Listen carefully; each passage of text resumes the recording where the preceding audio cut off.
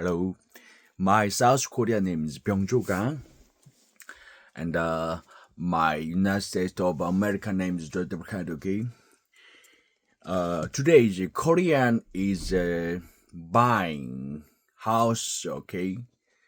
Just rule or law, okay, and the method because almost have experience about fraud.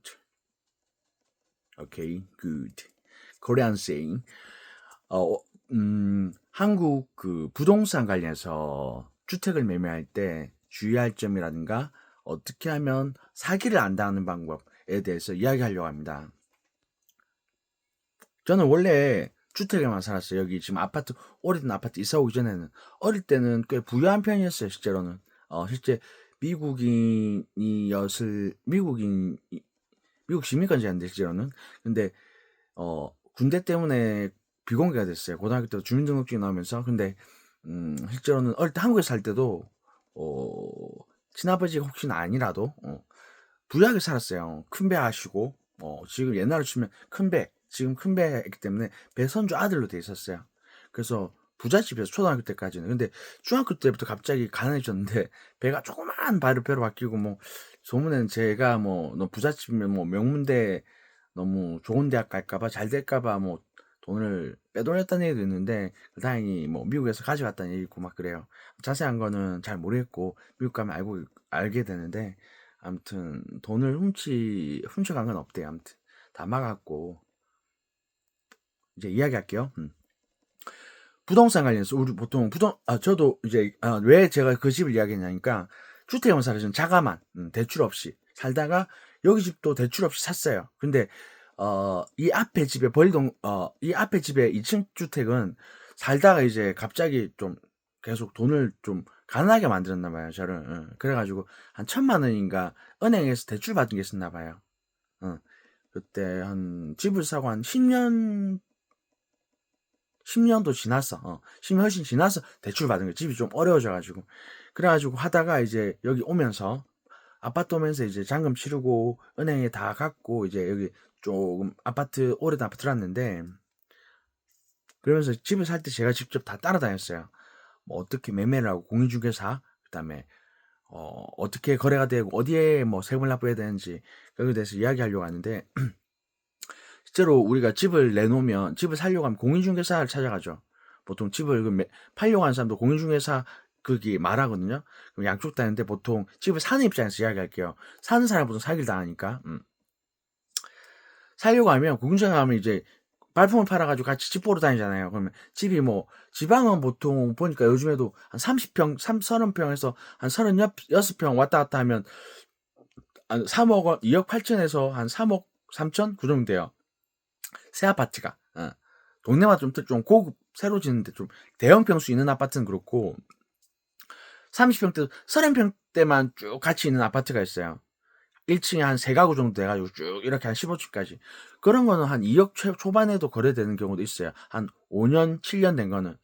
그런 것도 있고, 좀 참고한, 대형 평수가 있는 아파트가 같은 평수라도 30평대 기준으로 다른 데보다 약간 그렇게, 가격이 안 떨어지는 것 같아요. 왜냐면 대형 평수 가격을 방어해야 되기 때문에 대형 평수 어느 정도 가격을 받아야 하기 때문에 약간 그런 게 있는 것 같아요. 그걸 집 살 때 참고하시고, 사기 안 당하려면 보통 왜 당하냐니까 저희는 실제로는 그때 집을 사시는 쪽이 제가 그때 파는 쪽이었잖아요 그때. 근데 정확하게 표현하면 그때 공인중개사가 있었는데 공인중개사랑 법무사를 찾아왔어요. 법무사 가서 실시간으로 이제 건재당 잡혔는지 확인을 하고 우리 집은 건재당 잡힌 게 그때 1,000만 원인가 있었어요. 은행 대출 솔직히 이야기했으니까 1,000만 잡힌 확인하고 그 집 사는 사람이 잔금 뭐 얼마 해가지고 다 치르고 이제 건조당을 이제 없애고 그대로 바로 세무서에 가가지고 신고해 나머지 세금 집 산 그런 걸 계산하는 거예요.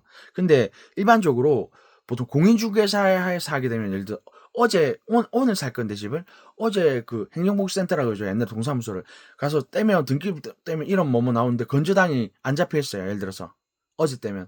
근데 평일인데 예를 들어서 뭐 주말이라도 뭐 건실한 잡힌 경우도 있는데 뭐 인터넷이 24시간 하는 경우도 있대요. 세무서 같은 경우에 급한 경우에 외국인 때문에. 근데 어제는 안 잡혔는데 오늘 이제 거래하는 거예요. 공중회사에서 계약을 했는데 계약해 놓고 행정보수센터에서 뭐 떼보니까 건주당이 예를 들어서 10억짜리 아파트인데 3억이 나온 거예요. 이거 어떻게 사기예요? 그러면 집판 입장 아니에요. 원래 잡혔는데 당신들이 알고 샀잖아. 이렇게 된 거예요, 실제로. 그래서 사기라 그래요. 맞죠? 이걸 예방하는 방법에 대해서 가르쳐 드리려고 그래요. 다른 게 아니고 법무사가 있어요. 법무사가 뭐냐? 사법고시를 아깝게 떨어지신 분들이 보통 법무사예요. 한 뭐 공부 조금만 하면 보통 변호사가 되는데 보통 변호사가 100점 만점에 50점 이상이 돼야 돼요. 사법고시.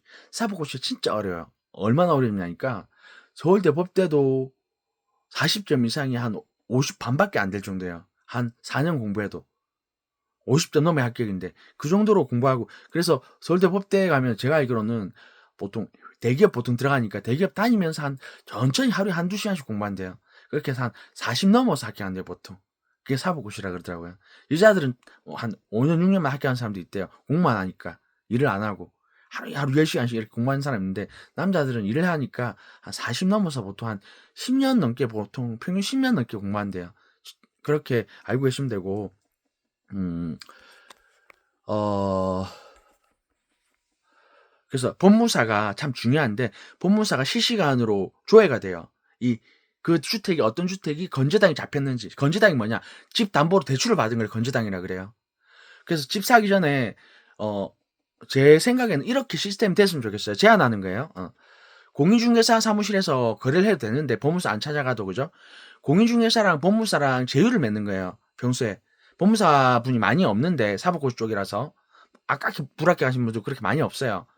그 제휴를 맺어가지고 거래를 할 때 한 15분 전에 10분 전에 전화를 해보는 거죠. 법무사님 지금 어떤 주택에 대해서 우리가 거래를 하려고 하는데 여기 건재당 잡힌 것 좀 알아보시겠습니까? 컴퓨터로 실시간으로 조회가 돼요. 그럼 실시간 딱 조회하면 지금 건재당이 우리가 확인했을 때는 공중회사 입장에서는 어제는 아무것도 안 잡혔습니다. 이야기했는데 지금 보니까 지금 바로 한 15분 전에 3억이 10억짜리인데 10억짜리 주택 아파트 같은데 3억이 건재당 잡혔습니다. 그래요. 그렇습니까? 그러면 그게 사기가 되는 거예요. 계약하기 전에 아니까. 그러면 이제 좋게 마무리해서 3억 뭐 대출 받은 거 다시 넣어놓고 집을 안전하게 매매할 수 있는 거잖아요. 사는 입장에서는 매수할 수 있는 거고. 그런 식으로 바뀌면 법무사에게 어떤 수수료 뭐 몇십만 원, 100만 원, 한 50만 원, 100만 원 주면 다 등록까지 다 해줘요. 세무서 가서. 뭐 수수료만 주면. 그래서 공인중개사 항상 하는 게 좋고 공인중개사도 그렇게 얼마 안 가져갈 거예요. 실제로는 제가 알기로는 공인중개사 동행하고 법무사를 통해서 하면 솔직히 평소 공인중개사 하는 것보다 한 50만 100만 원만 더 들면 돼요. 많이는 한 150만 원? 집 사는데 그럼 안전하게 살 수 있는 거야. 사기 안 당하고. 그게 좋지 않나 싶어서 그래요. 이렇게 시스템을 구축하면 앞으로 주택 매수할 때 사기당하는 일은 거의 없을 것 같습니다. 이렇게 한번 시스템을 개편하는 게 좋지 않을까 한번 정비해 주십시오. 수고하십시오. 참고하십시오.